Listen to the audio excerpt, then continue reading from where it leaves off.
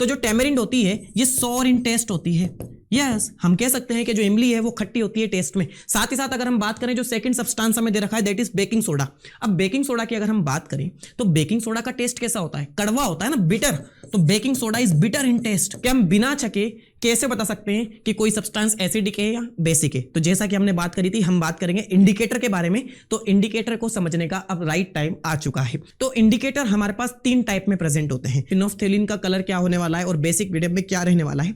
तो सिंपल सी एक ट्रिक है कि फिनोल्फथेलिन की ट्रिक है कि भैया फिनोल को पंख लगे।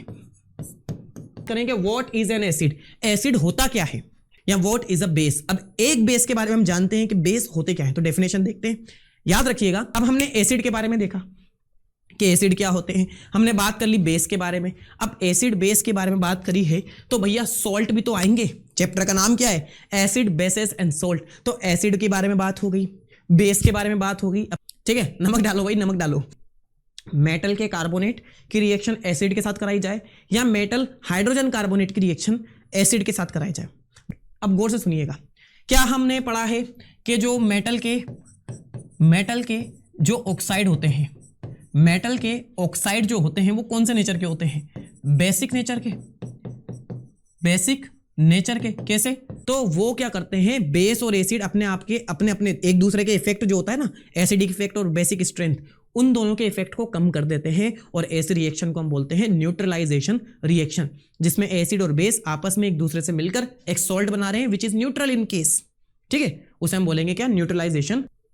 फीमेल प्रेजेंट, मैडम प्रेजेंट है जो ऑक्सी ब्लीच लगा रही है भैया अपने चेहरे का निखार पाने के लिए। Hello dear students, myself Puneet Saxena, your science mentor. स्वागत करता हूं आपका हमारे चैनल करियर पॉइंट फाउंडेशन में।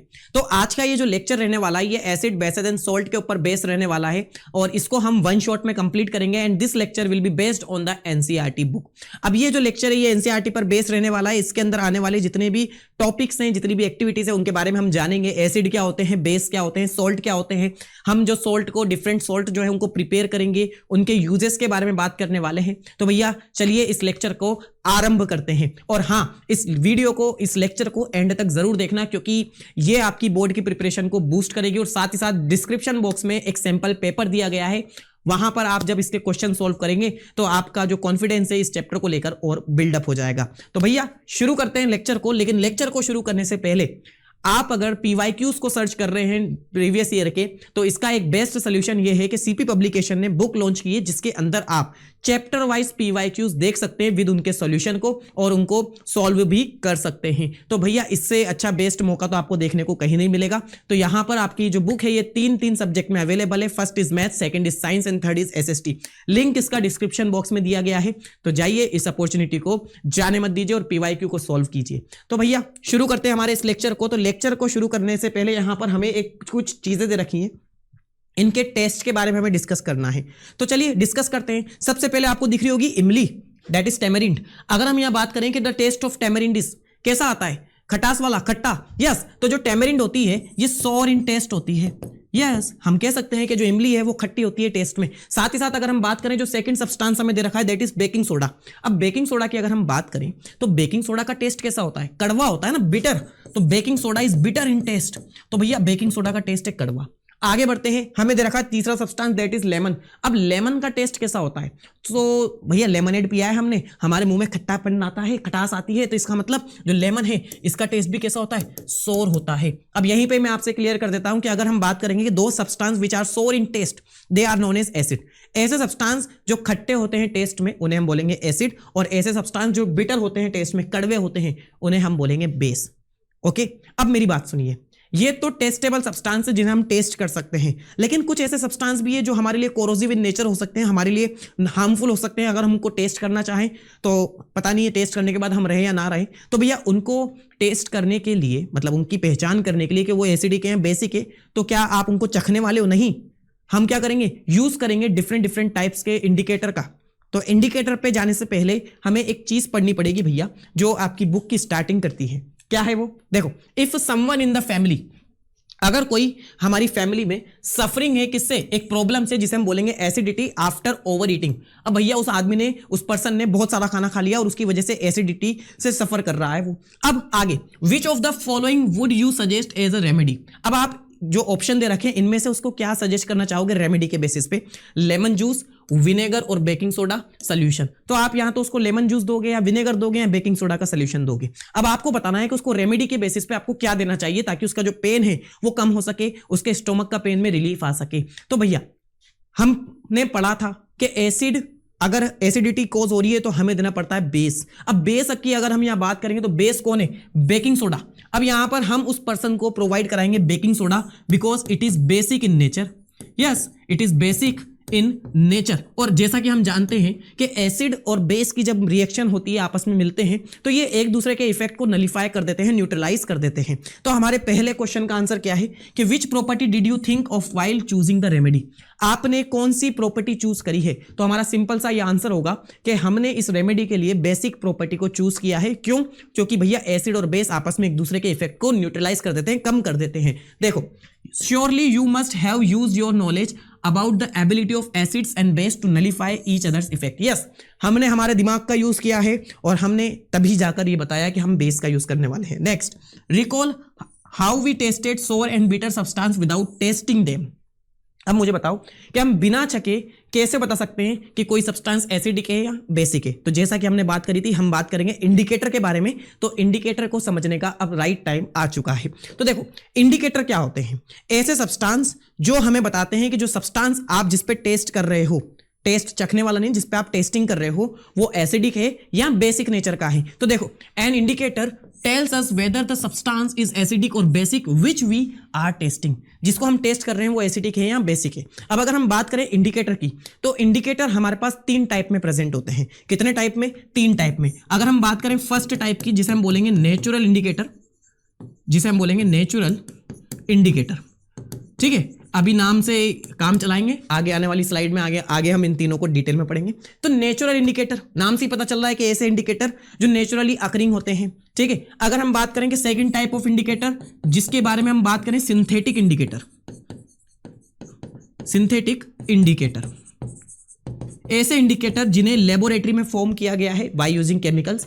और अगर हम बात करें यहां पर थर्ड टाइप के इंडिकेटर की, जिसे हम बोलेंगे ऑल फैक्ट्री इंडिकेटर।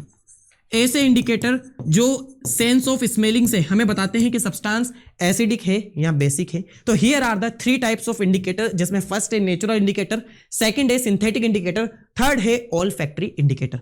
चलिए वन बाय वन एक एक को समझते हैं। तो अगर हम बात करें सबसे पहले नेचुरल इंडिकेटर की, तो those indicator which are provided by nature या occurring naturally are known as natural indicator. Natural indicator में हमें पढ़ना है लिटमस और टर्मरिक को। अब लिटमस जो है, अगर हम बात करें इसके सोल्यूशन की, तो लिटमस एक पर्पल कलर की डाई होती है, पर्पल कलर का सोल्यूशन होता है। अब जिसका यूज किया जाता है एसिड और बेसिक मीडियम को टेस्ट करने में। अब अगर हम यहां बात करें कि आपके पास लिटमस पेपर भी अवेलेबल है। लिटमस पेपर 2 कलर में अवेलेबल होता है, ब्लू कलर और रेड कलर में।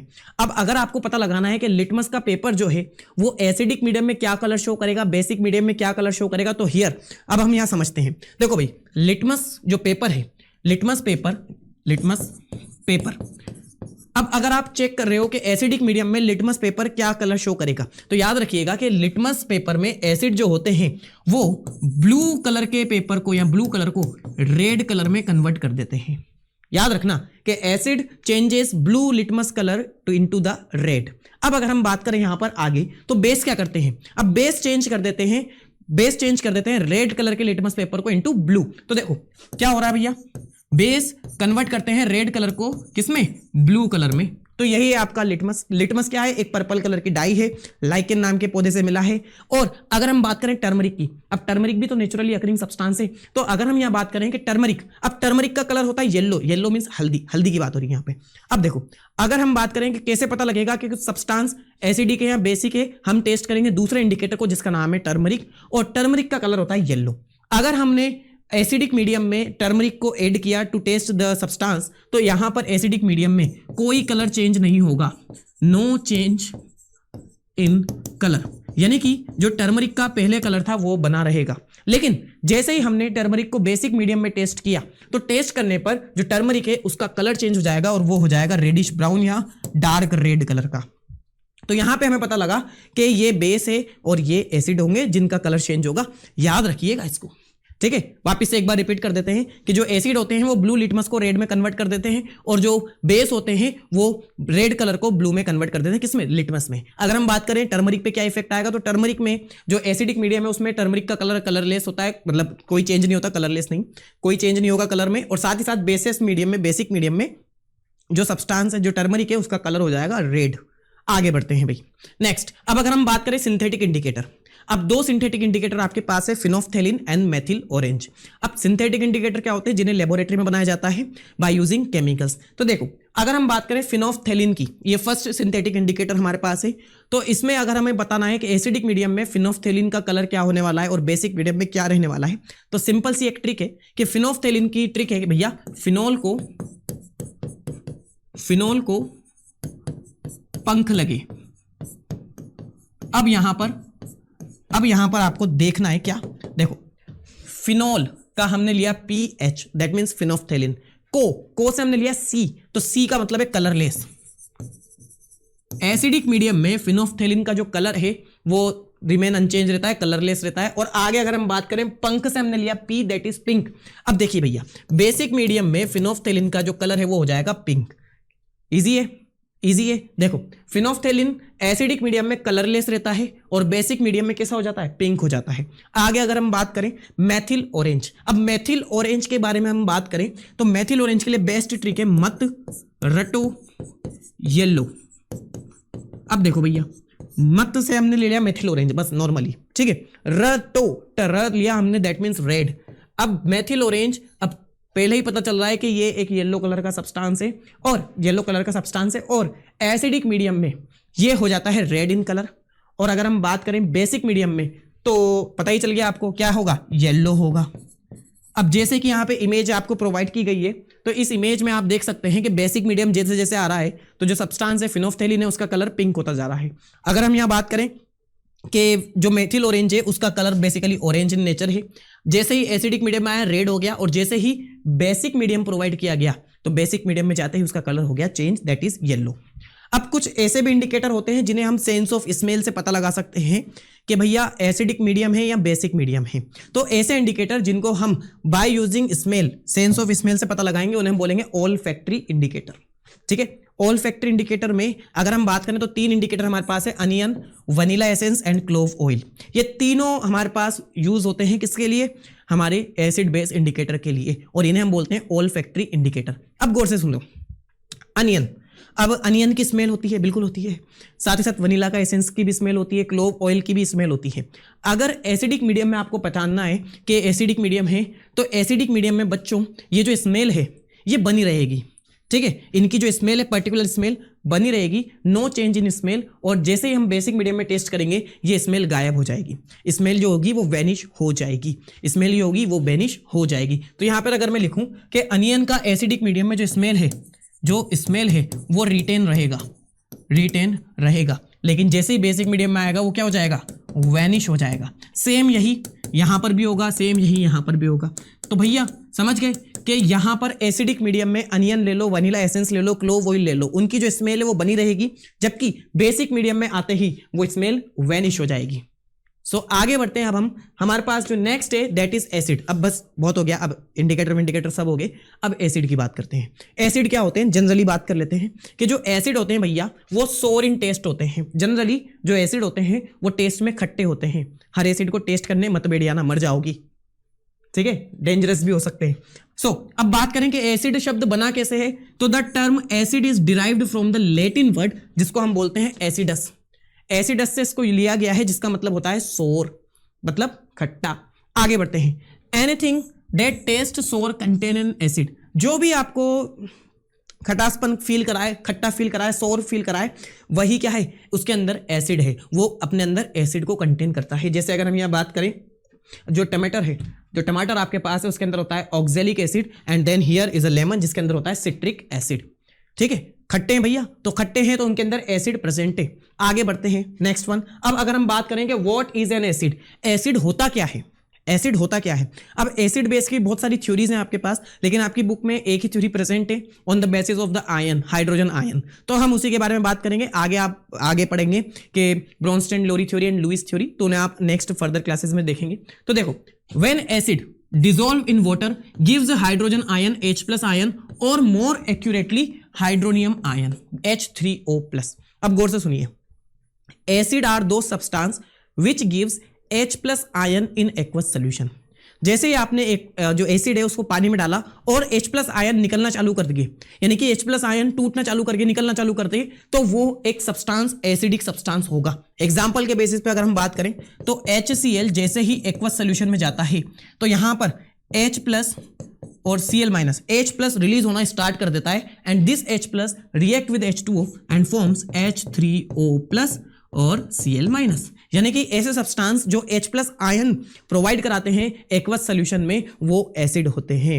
अगर हम बात करें नेक्स्ट हियर स्ट्रॉन्ग एसिड और वीक एसिड के बारे में। अब देखो, नॉर्मली अगर हम बात करें कि स्ट्रॉन्ग एसिड और वीक एसिड क्या होते हैं, ऐसे एसिड जो 100% डिसोसिएट हो जाते हैं, इसका मतलब जो H+ आयन अच्छे वे में देते हैं, 100% डिसोसिएट होकर देते हैं, जिनकी H+ आयन की कंसंट्रेशन एक्वस सॉल्यूशन में ज्यादा होती है, they are known as strong acid, they are known as strong acid. तो देखो, a strong acid is one that completely dissociate into its ion that is H+ ion in the aqueous solution. यही बताया था कि ऐसे acid जो H+ ion को fully dissociate कर देते हैं, H+ आयन की कंसंट्रेशन हाई रहती है, वो होंगे strong acid, and this means nearly all the acid molecule denotes their hydrogen ion.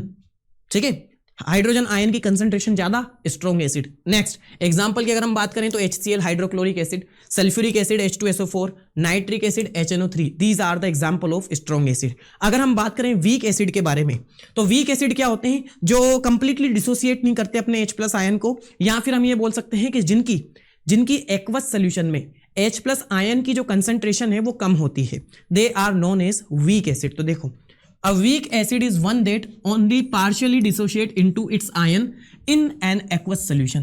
जो अपने H+ आयन को पार्शियली डिसोशिएट करते हैं, कंप्लीटली डिसोशिएट नहीं होते, and meaning a significant portion of acid molecules remain undissociated. अधिकतर पार्ट जो है आयनिक पार्ट वो अनडिसोसिएटेड रहता है, H+ आयन नहीं मिलते हैं, कंसंट्रेशन कम है, they are known as weak acid. अब एग्जांपल की बात करें हम तो CH3COOH that is known as acetic acid. अगर हम बात करें कार्बनिक एसिड जो सोडा वाटर बनाने में काम आता है, अगर हम बात करें आपके phosphoric acid H3PO4, these all are the example of weak acid. अब अगर हम यहां बात करें next topic that is bases. अब एसिड के बारे में जान लिया, अब बेस क्या होते हैं वो भी तो जाने।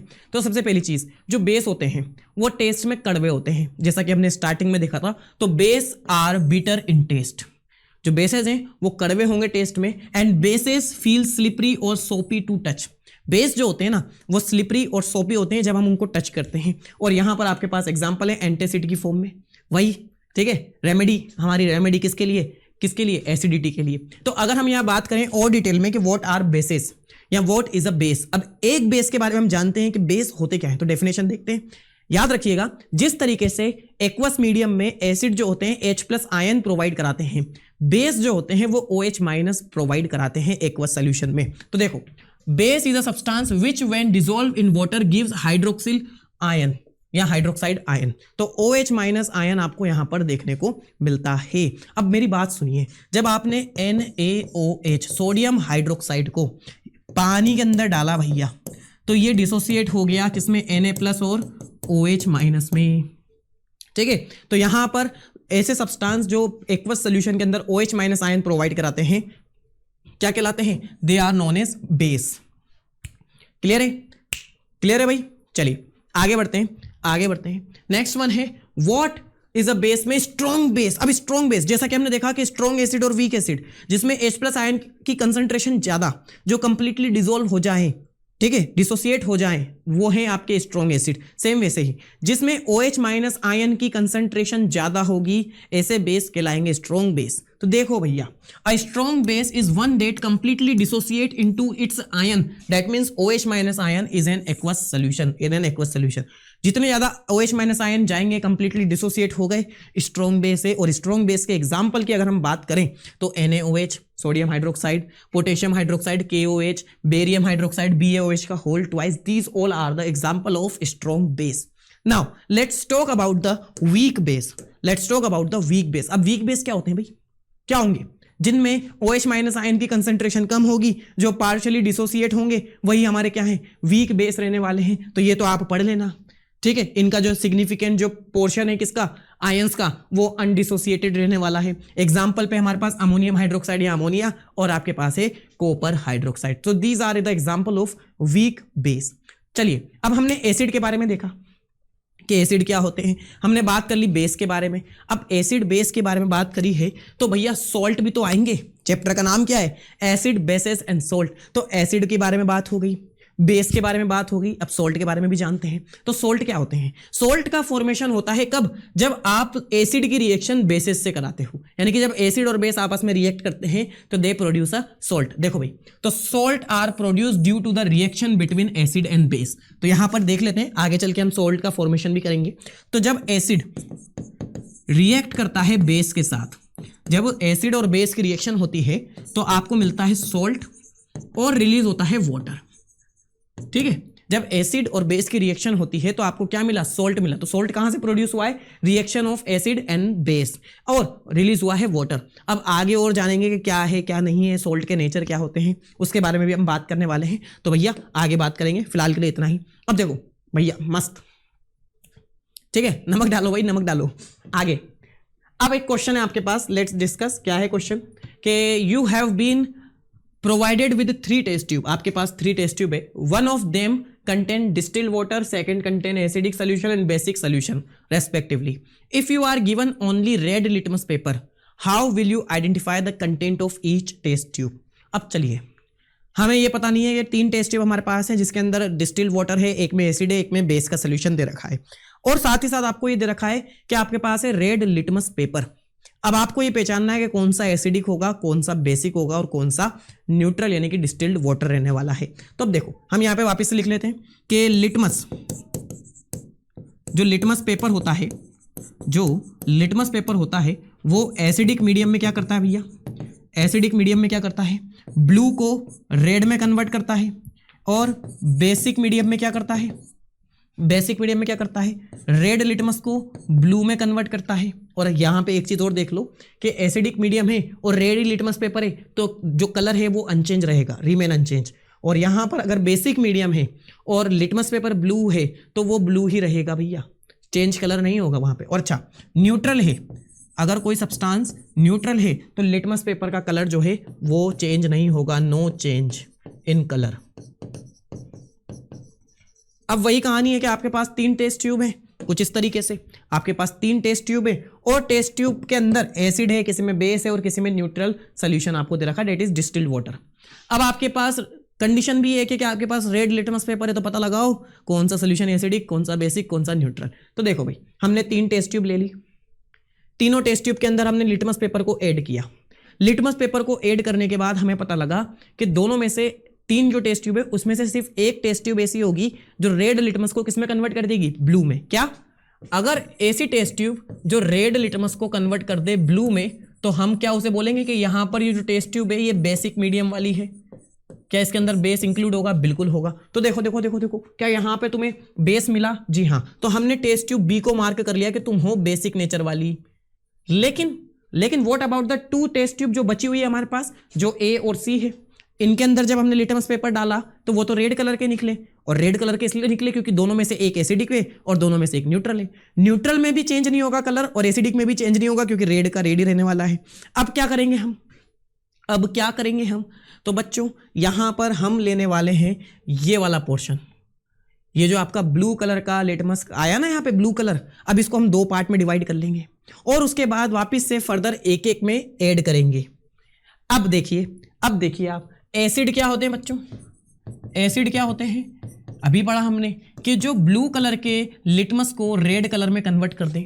तो हम दोनों में से देखेंगे कि जब हमने दोनों टेस्ट ट्यूब में ब्लू कलर का लिटमस पेपर ऐड किया तो किसने उसको रेड में कन्वर्ट कर दिया? वो हमारे लिए वर्क करेगा एसिड का, और जो नहीं कर पाया वो है न्यूट्रल, यानी कि डिस्टिल वाटर। समझ में आई एक्टिविटी? समझ में आई एक्टिविटी? क्या करा हमने? एसिड, बेस और न्यूट्रल की पहचान के लिए जो हमें इंडिकेटर दे रखा था, हमने उसी के बेसिस पे गेम खेला, क्योंकि हमें पता है कि लिटमस पेपर कौन से मीडियम में कौन सा कलर देता है। बस यही हमारा काम हो गया और हमने आइडेंटिफाई कर लिया कि कौन एसिडिक कौन बेसिक। चलिए आगे बढ़ते हैं। नेक्स्ट एक्टिविटी हमें दे रखी है, क्या है? Collect the following solution from the science laboratory this. अरे भैया अच्छा, हमें पता लगाना है कि जो आपके पास इंडिकेटर्स आपके पास हैं, जैसे रेड लिटमस हो गया, ब्लू लिटमस हो गया, फिनोफ्थेलिन है, मेथिल ऑरेंज है, तो ये जो आपने सोल्यूशन लिए हैं, ये कंपाउंड जो लिए हैं, इनका इन इंडिकेटर पे क्या इफेक्ट आने वाला है। तो देखो हमें बतानी है एक टेबल। यहाँ पे एक टेबल प्रेजेंट है जिसमें HCl को रेड लिटमस में रखोगे क्या होगा, ब्लू में रखोगे क्या होगा, फिनोफ्थेलिन में क्या होगा, मेथिल ऑरेंज में क्या होगा। तो क्या आप इसको कर सकते हो HW में? एक दो में कर देता हूं। तो देखो HCl एक एसिड है, हाइड्रोक्लोरिक एसिड। अब एसिड क्या करते हैं? रेड लिटमस को ब्लू में कन्वर्ट करते हैं या ब्लू को रेड में कन्वर्ट करते हैं? तो याद रखो, ब्लू को जो रेड में कन्वर्ट कर दे वो होते हैं एसिड। तो यहां पर ऑलरेडी रेड में है, तो यहां पर हम लिखेंगे नो चेंज, कोई चेंज नहीं होगा भैया लिटमस पेपर पे। ठीक है, लिटमस पेपर पे कोई चेंज नहीं होगा। और इधर अगर हम आए तो ब्लू लिटमस सोल्यूशन का कलर कैसा हो जाएगा? रेड हो जाएगा। बिल्कुल सही। अगर हम बात करें कि फिनोफ्थेलिन में एसिडिक मीडियम में क्या होता है कलर, तो फिनोफ्थेलिन एसिडिक मीडियम में कैसी होती है? कलरलेस होती है। ठीक है, और मेथिल ऑरेंज कैसा हो जाता है? रेड इन कलर हो जाता है। ठीक है, रेड इन कलर हो जाता है। तो ये टेबल आप फॉर्म कर सकते हैं। यहां तक आपके पास एसिड है बच्चों, यहां तक एसिड है, तो ये टेबल सेम रहने वाली है। फिर बेस के लिए आप करना, तो इसको मैं लिख देता हूं भैया कि तुम यहां तो इसको HW में कर लो या फिर तुम CW में कर लो वीडियो पोस्ट करके। ठीक है, कमेंट में आंसर जरूर दे देना। आगे बढ़ते हैं, हम आगे बढ़ते हैं। तो देखो अब बात करेंगे main topics, reactions. How do acid and base react with metal. कैसे एसिड और बेस मेटल के साथ रिएक्ट करते हैं, इसके बारे में जानते हैं। तो याद रखो कि जब एसिड, याद रखना, जब एसिड की रिएक्शन मेटल के साथ होती है, जब एसिड की रिएक्शन मेटल के साथ होती है तो बनता है सॉल्ट। क्या बना? सॉल्ट बना। और रिलीज हुई hydrogen gas, hydrogen gas release होती है। एग्जाम्पल देखें तो देखो, जब आप Zn की रिएक्शन सल्फ्यूरिक एसिड से कराओगे, जिंक मेटल की रिएक्शन जब आप सल्फ्यूरिक एसिड से कराओगे तो आपको मिलेगा zinc sulphate which is a salt ZnSO4 और रिलीज होगी हाइड्रोजन गैस। ठीक है, हाइड्रोजन गैस रिलीज होगी। एक और एग्जांपल देख लेते हैं। जब आप सोडियम की रिएक्शन HCl से कराओ, क्या सोडियम एक मेटल है? जी हाँ। HCl हाइड्रोक्लोरिक एसिड, दोनों की रिएक्शन से बनेगा salt which is NaCl and release होगी हाइड्रोजन गैस, रिलीज होगी हाइड्रोजन गैस। अब हम कैसे पता लगाएं कि ये जो गैस रिलीज हो रही है वो हाइड्रोजन गैस है? तो इसके लिए आपके पास होता है पॉप साउंड टेस्ट। कैसे पता लगेगा कि जो गैस रिलीज हो रही है वो हाइड्रोजन गैस है? तो भैया पॉप साउंड टेस्ट हम कर लेंगे। कैसे करेंगे? देखो इधर यहां से आपके पास एक एक्टिविटी दे रखी है जिसमें आपने जिंक ग्रेन्यूल्स के अंदर सल्फ्यूरिक एसिड को ऐड किया। सल्फ्यूरिक एसिड को ऐड करने के बाद यहां पर बना एक salt that is zinc sulphate और एक गैस रिलीज हुई। इस गैस के रिलीज होने के बाद हमने यहां पर क्या करा, इसको एक सोप के सोल्यूशन से लिया ताकि बबल्स का फॉर्मेशन हो और उसके पास एक जलती हुई कैंडल जाकर ले गए। जैसे ही वहां पे पॉप पॉप साउंड आपको आया, ठीक है, अगर पॉप साउंड आपको सुनाई दे तो समझ जाइएगा कि वहां पर हाइड्रोजन गैस लिबर्टेड हुई है, वहां पे हाइड्रोजन गैस रिलीज हुई है। तो यहां पर अगर बर्निंग ऑफ हाइड्रोजन जो होती है वो किसके साथ होती है? पॉप साउंड के साथ। यहां लिख देता हूं कि hydrogen gas Burns with pop sound. अगर पॉप साउंड आ रहा है तो वो जो गैस है वो हाइड्रोजन गैस रहने वाली है। ठीक है, क्लियर है? तो याद रखना कि जब भी मेटल एसिड के साथ रिएक्शन करती है, whenever a metal react with N acid it forms salt and releases hydrogen gas. लेकिन अच्छा मुझे एक चीज बताओ, क्या सारी metal, do all the metal react with acid and releases hydrogen gas? तो मेरे भैयाओं बहनों, रिएक्टिविटी सीरीज नाम की भी चीज है। रिएक्टिविटी नाम में क्या पढ़ा था रिएक्टिविटी सीरीज में हमने, कि ऐसी मेटल्स जो हाइड्रोजन के ऊपर हैं वो हाइड्रोजन को डिस्प्लेस कर पाएंगी। तो वही क्या करेंगी, मेटल के साथ रिएक्ट करेंगी। एसिड जो है वो मेटल के साथ रिएक्ट करेंगे और वही उसको डिस्प्लेस कर पाएंगे। लेकिन ऐसी मेटल्स जो क्या है भैया, हाइड्रोजन के बिलो आती हैं, तो दे आर लो रिएक्टिव, तो वो हाइड्रोजन को डिस्प्लेस नहीं कर पाएंगी, जिसकी वजह से हाइड्रोजन गैस नहीं निकलेगी और रिएक्शन भी नहीं होगी। बस यही हमें समझना था कि not all the metal react with acid. And releases hydrogen gas. बस यही हमें समझना था। चलो आगे बढ़ते हैं। नेक्स्ट है हमारे पास कुछ और एग्जांपल है, जैसे कि मैग्नीशियम की रिएक्शन HCl से कराई, सॉल्ट बना, हाइड्रोजन गैस निकली। Then FeH2SO4 ferrous sulphate, hydrogen gas. Magnesium HNO3 MgNO3 का whole twice and then hydrogen gas liberated हुई। तो ये आपके पास एग्जांपल है मेटल और एसिड की रिएक्शन के, जिसमें सॉल्ट बनता है और हाइड्रोजन गैस बाहर लिबरेटेड होती है। आगे अब देखो, how do base react with metal. How do base react with metal. तो बेसिकली देखा जाए तो जो बेस होते हैं ना, वो सिर्फ दो मेटल के साथ रिएक्ट करते हैं। पहली होती है एल्यूमिनियम, दूसरी है जिंक। ठीक है, तो बेस है ना मेटल के साथ रिएक्ट नहीं करते, सिर्फ दो ही मेटल हैं, एल्यूमिनियम और जिंक, उनके साथ ही रिएक्शन शो करते हैं। क्यों करते हैं? क्योंकि ये एम्फोटेरिक नेचर के होते हैं। ये एम्फोटेरिक नेचर के होते हैं, इसलिए ये एसिड के साथ और बेस के साथ दोनों के साथ रिएक्शन शो करते हैं। तो देखिए, मेटल एल्यूमिनियम है जिंक के, जब ये बेस के साथ रिएक्शन करेगी तो बेस के साथ हम अगर ले NaOH, ठीक है, तो आपको मिला क्या? आपको क्या मिलेगा? NaAlO2 एंड रिलीज होगी हाइड्रोजन गैस। ठीक है, अब अगर हम बात करें यहां पर, अगर हम यहां पे इसी की रिएक्शन NaOH के साथ कराएं तो आपको मिलेगा Na2ZnO2। ठीक है, और रिलीज होगी हाइड्रोजन गैस। अब देखो, ये एक सॉल्ट है और ये भी क्या है? एक सॉल्ट है। अच्छा, नामकरण की बात करें अगर हम, तो यहां पे देखो कि जब मेटल की रिएक्शन बेस के साथ हुई, जब मेटल की रिएक्शन बेस के साथ हुई तो आपको मिला NaAlO2 that is known as sodium aluminate और Na2ZnO2 सोडियम जिंकेट। ये आपके पास सॉल्ट फॉर्म हुए हैं और रिलीज हुई है हाइड्रोजन गैस। अब देखो, क्या यहां पर भी मेटल ने बेस के साथ रिएक्ट करके वही किया? बिल्कुल किया, लेकिन कौन सी मेटल? जिंक और एल्यूमिनियम मेटल ही रिएक्ट कर रही है किसके साथ? बेस के साथ। आगे अगर हम बात करें तो क्या होगा जब metal carbonate and metal hydrogen carbonate acid के साथ रिएक्ट करेंगे? मेटल के कार्बोनेट की रिएक्शन एसिड के साथ कराई जाए या मेटल हाइड्रोजन कार्बोनेट की रिएक्शन एसिड के साथ कराई जाए, दोनों के रिएक्शन में जो प्रोडक्ट आपके बनने वाले हैं वो सेम रहने वाले हैं। कैसे? देखो, जब मेटल कार्बोनेट रिएक्ट करेगा एसिड के साथ तो फॉर्मेशन होगा सॉल्ट का, रिलीज होगा वाटर, रिलीज होगी कार्बन डाइऑक्साइड गैस। ठीक है, अब देखो एग्जांपल देखते हैं। आपके पास है सोडियम कार्बोनेट Na2CO3, जब इसकी रिएक्शन सल्फ्यूरिक एसिड के साथ कराई गई, जब सोडियम कार्बोनेट की रिएक्शन सल्फ्यूरिक एसिड के साथ कराई गई तो आपको मिला एक salt that is sodium sulphate Na2SO4 और रिलीज हुई कार्बन डाइऑक्साइड गैस और वाटर। ठीक है, बाय प्रोडक्ट की फॉर्मेशन में आपको क्या मिला? Carbon dioxide gas, water and salt. तो यहां पर यही रिएक्शन रहने वाली है और ये कुछ इस तरीके से हम देख सकते हैं कि जब कार्बन डाइऑक्साइड गैस रिलीज हो रही है तो गौर से देखना, अगर कार्बन डाइऑक्साइड गैस रिलीज हो रही है तो कैसे पता चलेगा? तो इसका भी टेस्ट कर लेते हैं हम क्या करते हैं, लाइम वाटर को लेके आते हैं। ये देखो, लाइम वाटर CaOH का होल ट्वाइस। जब लाइम वाटर के पास में carbon dioxide gas, lime water के अंदर कार्बन डाइऑक्साइड गैस को जब हम रिलीज करते हैं तो जो लाइम वाटर है वो मिल्की कलर में हो जाता है। क्यों? क्योंकि वो बनाता है कैल्शियम कार्बोनेट और रिलीज होता है वाटर। ये टेस्ट हम लगाकर बता सकते हैं कि जो गैस रिलीज हुई है वो कार्बन डाइऑक्साइड गैस रिलीज है। देखो भाई, क्या हुआ?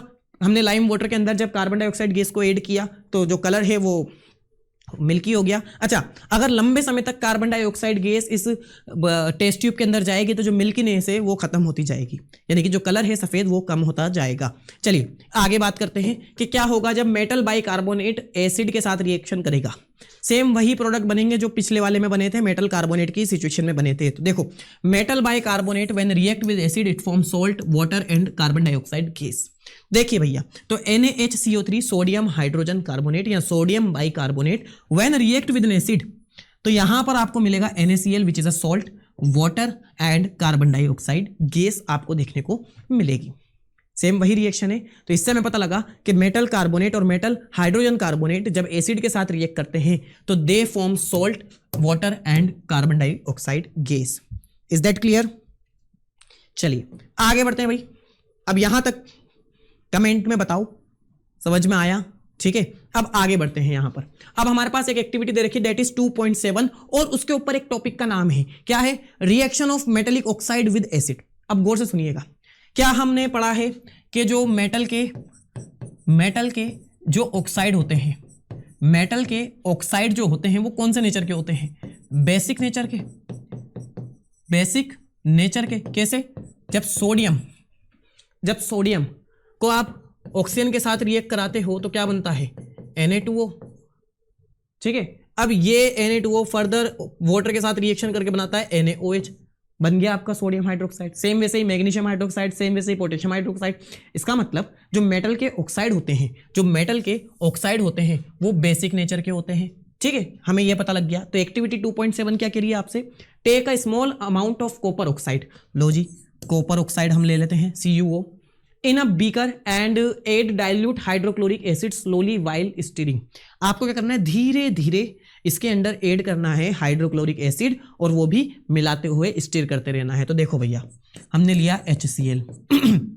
अब जैसा कि हमने फर्स्ट चैप्टर में पढ़ा था कि जो कॉपर ऑक्साइड है उसका कलर होता है ब्लैक, ठीक है, और इसकी रिएक्शन हमने करा दी HCl के साथ। तो देखो, copper oxide which is a metal oxide and ये बेसिक नेचर की होती है। तो बेस और मेटल, याद रखो, बेस और एसिड आपस में जब रिएक्ट करते हैं तो ये एसिड बेस की रिएक्शन से क्या बनता है, सॉल्ट का फॉर्मेशन होगा, that is CuCl2 copper chloride, और रिलीज होता है वाटर। अब वाटर रिलीज हो रहा है H2O। अब गौर से देखते हैं क्या बोला गया अगला, note the colour of the solution, what has happened to the copper oxide.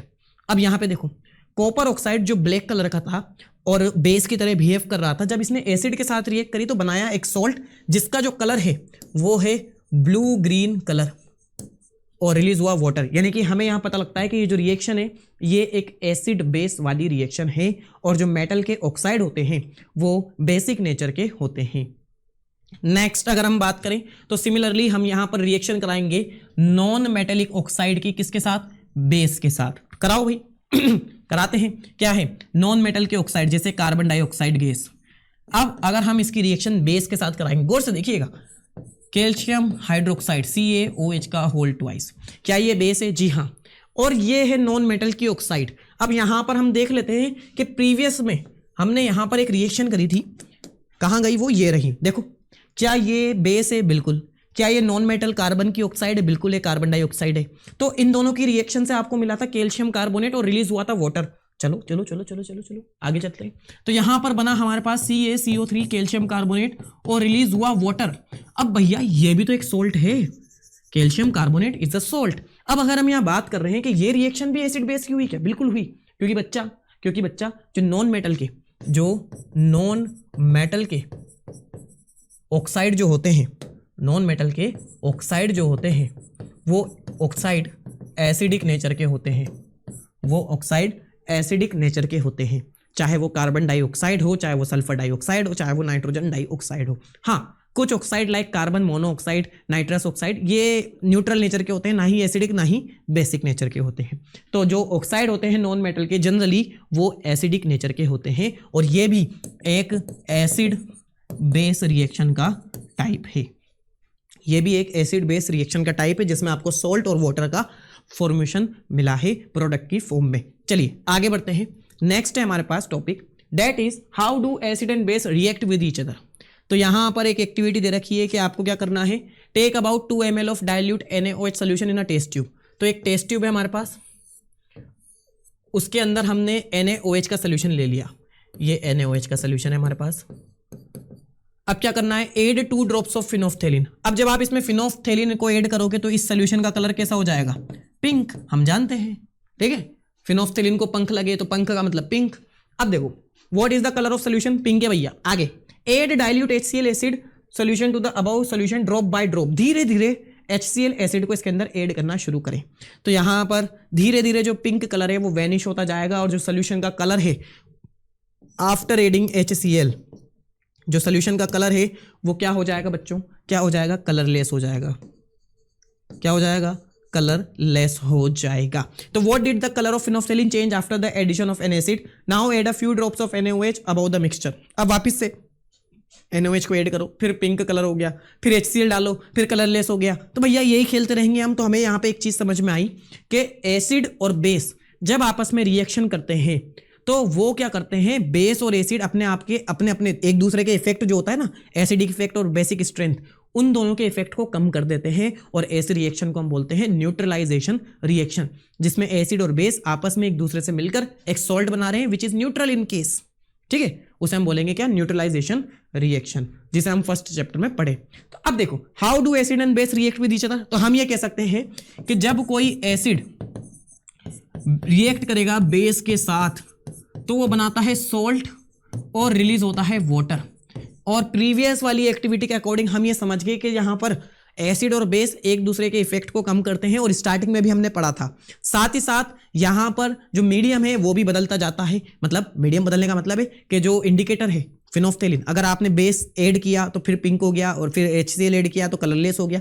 तो ये सारी चीज़ें हमें ये बताती हैं ओवरऑल कि ये एक दूसरे के इफेक्ट को कम करते हैं और बनाते हैं सॉल्ट, रिलीज होता है वाटर। एग्जाम्पल के लिए NaOH, अच्छा एसिड के नीचे एसिड ही लिख देते हैं, HCl जब रिएक्ट कर रहा है NaOH के साथ, when HCl react with NaOH तो यहाँ पर बनता है सॉल्ट दैट इज NaCl और रिलीज होता है वाटर।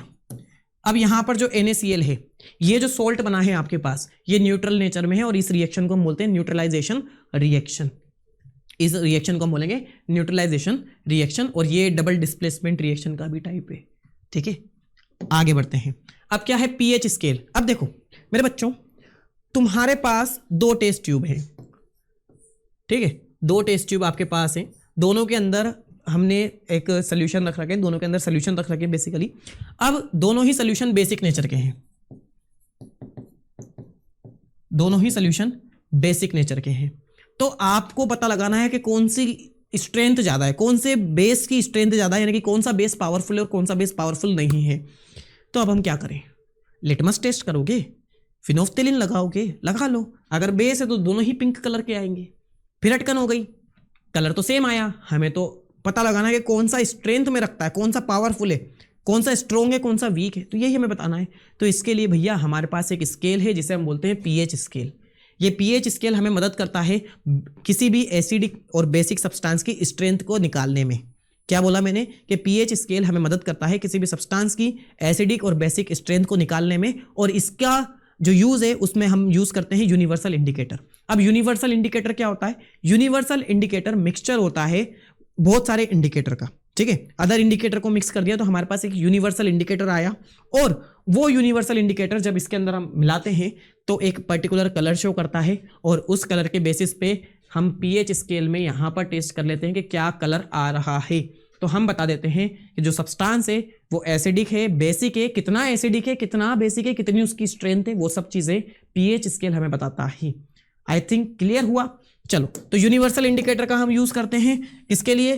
कलर लाने के लिए। हमें यह पता लगता है कि कोई सब्सटेंस कितना स्ट्रेंथ रखता है एसिडिक और बेसिक नेचर की। तो देखो pH स्केल। अब pH scale developed for measuring hydrogen ion concentration in a solution, यानी कि किसी भी सोल्यूशन की H+ आयन की कंसंट्रेशन को, यानी कि एसिडिक स्ट्रेंथ को निकालने के लिए ये बनाया गया है। Derive the P। अब pH स्केल का जो P है ये हमने जर्मन टर्म से लिया है जिसका मतलब होता है पोटेंस, जिसका मतलब है पोटेंस, और इसको अगर हम वापस से ट्रांसलेट करें और इसका मीनिंग निकालें तो इसका मतलब होता है पावर। तो पोटेंस मीन्स पावर, यानी कि यहां पर ये बात कर रहा है P that is power, H means hydrogen. तो यहां पर ये बता रहा है हमें हाइड्रोजन आयन की पावर के बारे में, हाइड्रोजन आयन की कंसंट्रेशन के बारे में। आगे, pH scale is an indicator to determine the nature. pH scale एक ऐसा इंडिकेटर है जो हमें बताता है नेचर किसके बारे में, एसिडिक है, न्यूट्रल है, बेसिक है, ये सब, and strength of the solution. किसी सोल्यूशन की स्ट्रेंथ के बारे में भी ये आपको बताएगा कि कितना एसिडिक है, कितना बेसिक है। और जो pH स्केल होता है बच्चों, उसकी रेंज होती है 0 से 14, देख सकते हो यहाँ पर pH की स्केल की जो रेंज है वो होती है 0 से लेकर 14 तक। और अगर हम यहाँ बात करें कि 0, 1, 2, 3, 4, 5, 6, अगर हम 6 तक की बात करेंगे बच्चों तो यहाँ तक एसिडिक स्ट्रेंथ होगी, और उसके बाद 8, 9, 8 से लेकर 14 तक की जो स्ट्रेंथ रहने वाली है वो रहने वाली है किसकी? एल्कलीन की या बेसिक नेचर की। अच्छा, एल्कलीन, यहाँ पर एक टर्म समझिएगा, एल्कालीज। अब एल्कालीज ऐसे बेस होते हैं जो पानी के अंदर डिजोल्व हो जाते हैं, ठीक है।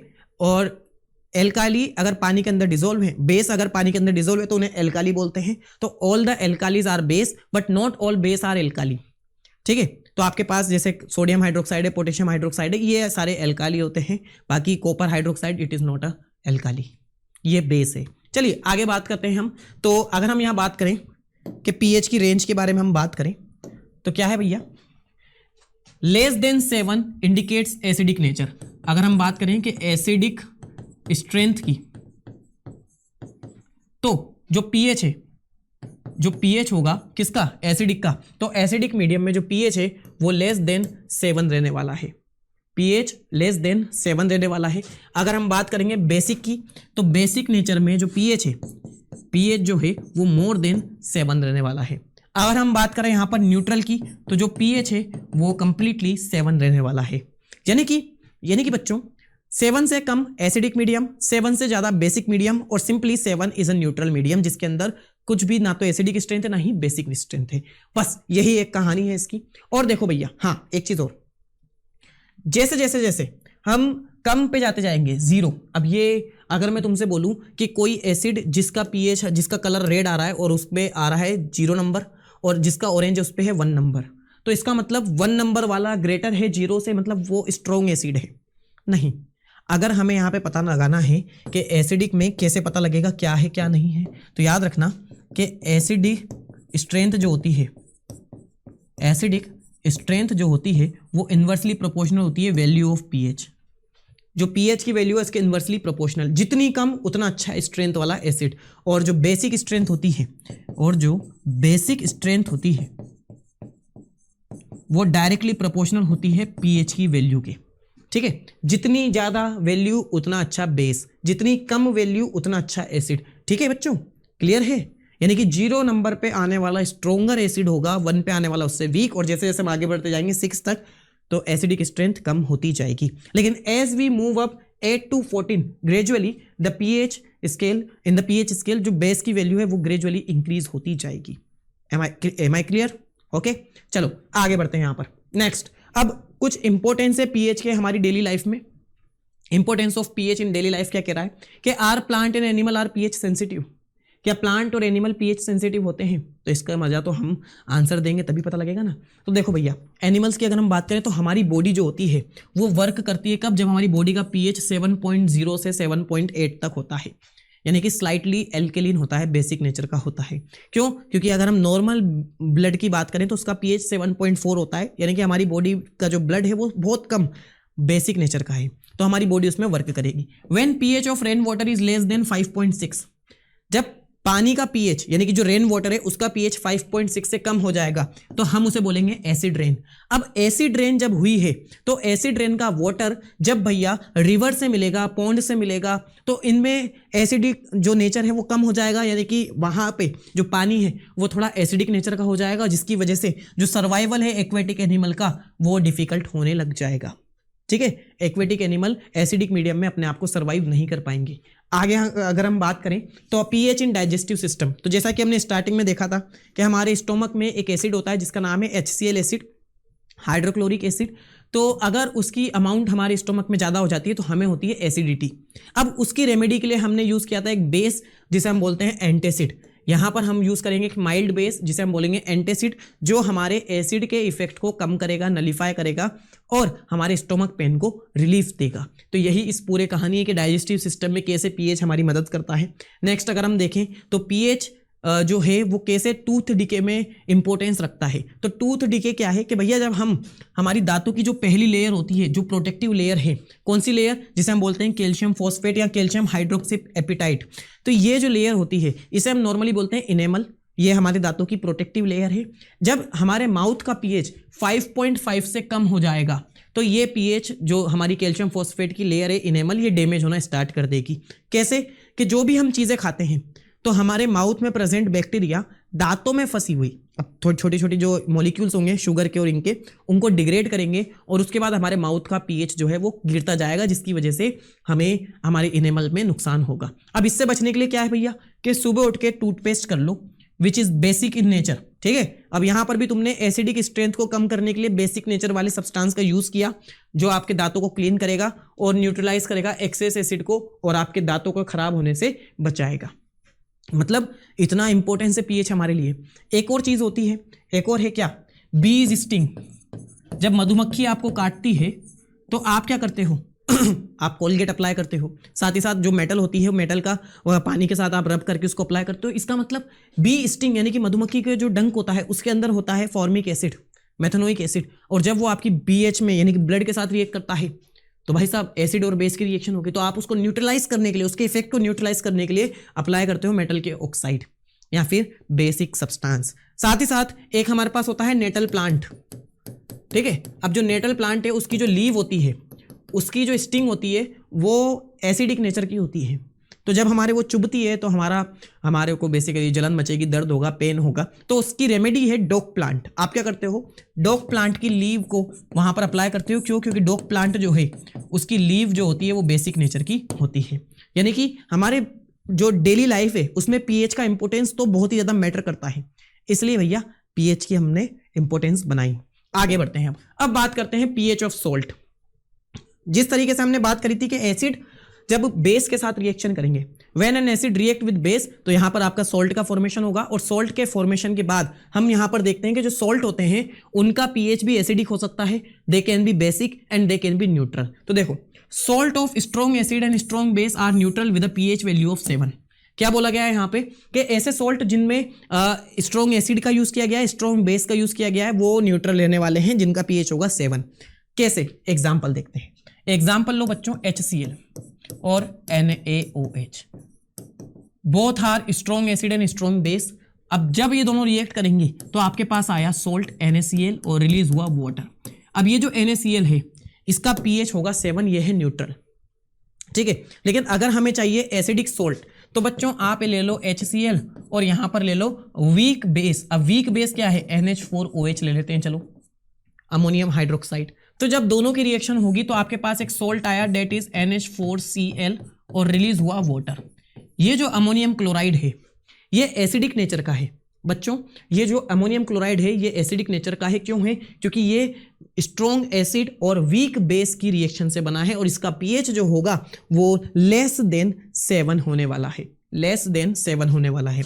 नेक्स्ट अगर हम एग्जांपल लें तो अगर हम यहां पर वीक एसिड लेते हैं जस्ट लाइक CH3COOH, ठीक है, एसिटिक एसिड, और इसकी रिएक्शन अगर मैं स्ट्रॉन्ग बेस से कराऊं दैट इज NaOH, तो यहां पर आपके पास जो सॉल्ट आएगा दैट इज CH3COONA, ठीक है, सोडियम एसीटेट, और रिलीज होगा वाटर। अब यहां पर इसका जो नेचर है ये बेसिक नेचर का है। क्यों? क्योंकि ये एक ऐसा सॉल्ट है जो बना है किसकी वजह से?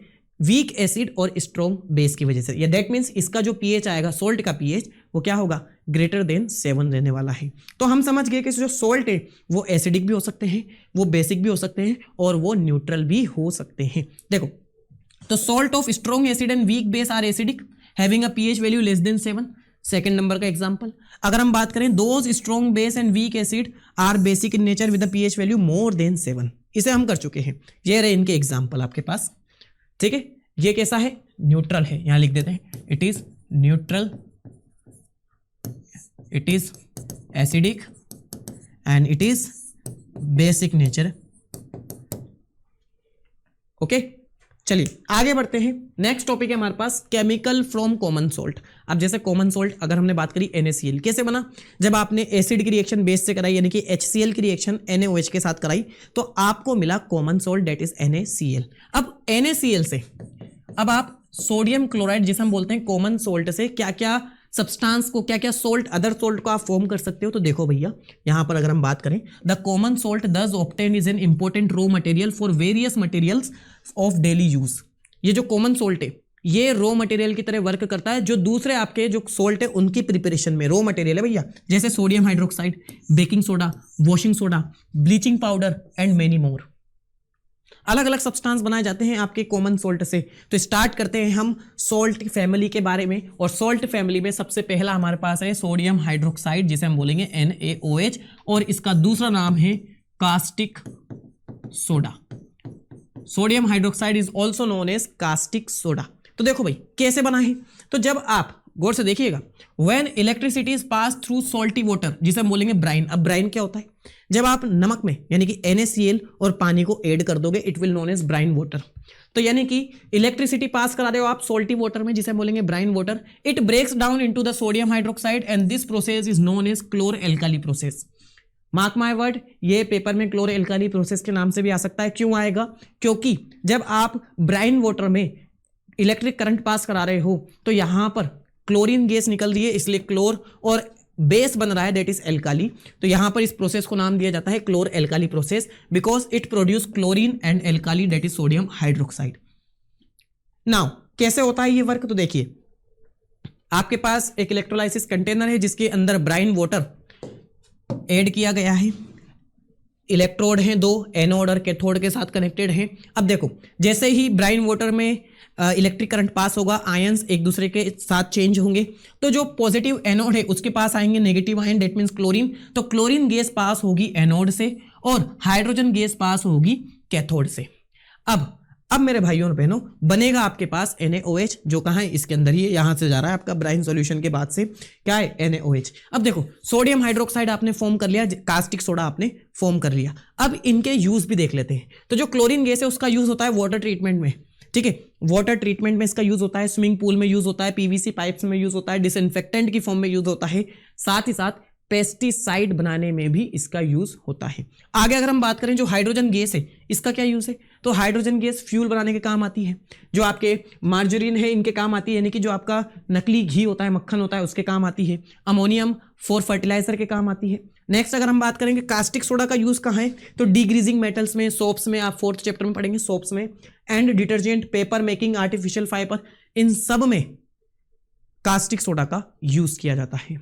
तो कैसे बना कास्टिक सोडा, जब आपने इलेक्ट्रिक करंट पास कराया through a brine water. Brine water क्या है, NaCl और H2O दोनों का मिक्सचर, यानी कि जब आपने नमक को पानी में डाला वो मिक्सचर।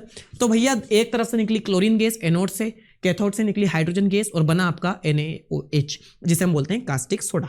नेक्स्ट अगर हम बात करें सेकंड आपका जो सॉल्ट है जिसका नाम है ब्लीचिंग पाउडर, जिसका फॉर्मूला है calcium oxychloride. Here is a female present, madam present है जो ऑक्सी ब्लीच लगा रही है भैया अपने अपने चेहरे का निखार पाने के लिए। तो देखो ब्लीचिंग पाउडर क्या है, अरे भैया जो क्लोरीन गैस निकली थी, जो क्लोरीन गैस पिछली वाली रिएक्शन में निकली उसको ले आओ, और जब आप उसकी रिएक्शन कैल्शियम हाइड्रोक्साइड से कराओगे, जब आप उसकी रिएक्शन कैल्शियम हाइड्रोक्साइड से कराओगे तो यहां पर बच्चों होगा क्या, यहां पर बच्चों होगा क्या कि आपको मिलेगा कैल्शियम ऑक्सीक्लोराइड CaOCl2, जिसे हम बोलेंगे आपका ब्लीचिंग पाउडर, और रिलीज होगा वाटर, और रिलीज होगा वाटर। तो कैसे बना आपका भैया, कैसे बना ब्लीचिंग पाउडर, जब कैल्शियम हाइड्रोक्साइड की रिएक्शन क्लोरीन गैस के साथ कराई गई तो आपका बना calcium oxychloride, that is bleaching powder, और रिलीज हुआ वाटर। अब इसके यूज भी देख लेते हैं कि ब्लीचिंग पाउडर के क्या क्या यूज आपके पास रहने वाले हैं। तो देखो ब्लीचिंग पाउडर का कहां कहां पर यूज आप करते हो, तो for bleaching cotton and linen in the textile industry, आप कपड़ों की इंडस्ट्री में ब्लीचिंग में यूज करते हो। For bleaching wood pulp in the paper factory, ठीक है, पेपर फैक्ट्री में वुड पल्प का लिए आप इसका यूज करते हो। Bleaching washed cloth in laundry, and साथ ही साथ ऑक्सीडाइजिंग एजेंट है मेनी केमिकल इंडस्ट्री में, और drinking water free from germs, क्योंकि इसके अंदर क्लोरीन है, तो क्लोरीन एक डिसइंफेक्टेंट का काम करता है, इसलिए इसका यूज ड्रिंकिंग वाटर बनाने में, यानी कि प्योरीफाई ऑफ वाटर में किया जाता है। अगर हम बात करें नेक्स्ट हमारे पास है बेकिंग सोडा। अब बेकिंग सोडा का फॉर्मूला है NaHCO3, तो सोडियम हाइड्रोजन कार्बोनेट इसका नाम हुआ। अब बेकिंग सोडा कैसे बनता है, तो बेकिंग सोडा आप बनाते हो NaCl की रिएक्शन। जब बच्चों NaCl की रिएक्शन आप करवाते हो कार्बन डाइऑक्साइड के साथ, वाटर के साथ और अमोनिया के साथ, क्या बोला मैंने कि जब आप NaCl की रिएक्शन वाटर के साथ कराई, हाइड्रोजन ऑक्साइड वाटर के साथ कराई और अमोनिया के साथ कराई, तो यहां पर आपको मिलेगा अमोनियम क्लोराइड NH4Cl और आपको मिलेगा NaHCO3, जिसे आप नाम देंगे यहां पर baking soda. Here baking soda is formed. अब देखो बच्चों यहां पर बेकिंग सोडा हमने बना लिया। अब बेकिंग सोडा को अगर हम गर्म करेंगे क्या होगा, तो when baking soda is heated, जब बेकिंग सोडा को आप गर्म करोगे तो आपको मिलेगा Na2CO3, सोडियम कार्बोनेट, ठीक है, सोडियम कार्बोनेट, मेटल कार्बोनेट आपको यहां पे देखने को मिला। और क्या रिलीज हुई, क्या रिलीज हुआ, वाटर वेपर, क्या रिलीज हुआ, वाटर वेपर, और साथ ही साथ यहां पर रिलीज हुई कार्बन डाइऑक्साइड गैस, ठीक है बच्चों, ठीक है। तो क्या होगा जब आप बेकिंग सोडा को गर्म करोगे तो आपको यहां पर ये रिएक्शन देखने को मिलेगी। बेकिंग सोडा कैसे बना, जब आपने जो आपका नमक है, सॉल्ट है, उसकी reaction carbon dioxide gas, water और अमोनिया से कराई तो आपको मिला baking soda and ammonium chloride. आगे अब देखते हैं हम यूजेस क्या क्या है इसके। तो for making baking powder, baking powder बनाने के लिए आप इसका यूज करते हो, क्यों, क्योंकि बेकिंग पाउडर बनता है किससे, जब आप एसिड लेते हो, जो आपका टार्टरिक एसिड है, उसकी रिएक्शन जब आप बेकिंग सोडा से कराते हो तो आपको मिलता है कार्बन डाइऑक्साइड गैस, वाटर और सोडियम सॉल्ट ऑफ एसिड, यानी कि आपको यहां पर मिलता है बेकिंग पाउडर बेसिकली। तो देखो for making baking powder which is a mixture of baking soda, sodium hydrogen carbonate and mild edible acid such as tartaric acid, when baking powder is heated और mix in water the following reaction takes place. तो जब आप baking powder बनाओगे तो आपको ये reaction याद रखनी है। आगे अगर हम बात करें तो सेकेंड यूज है इसका sodium hydrogen carbonate. Basically baking soda is also ingredient in antacid.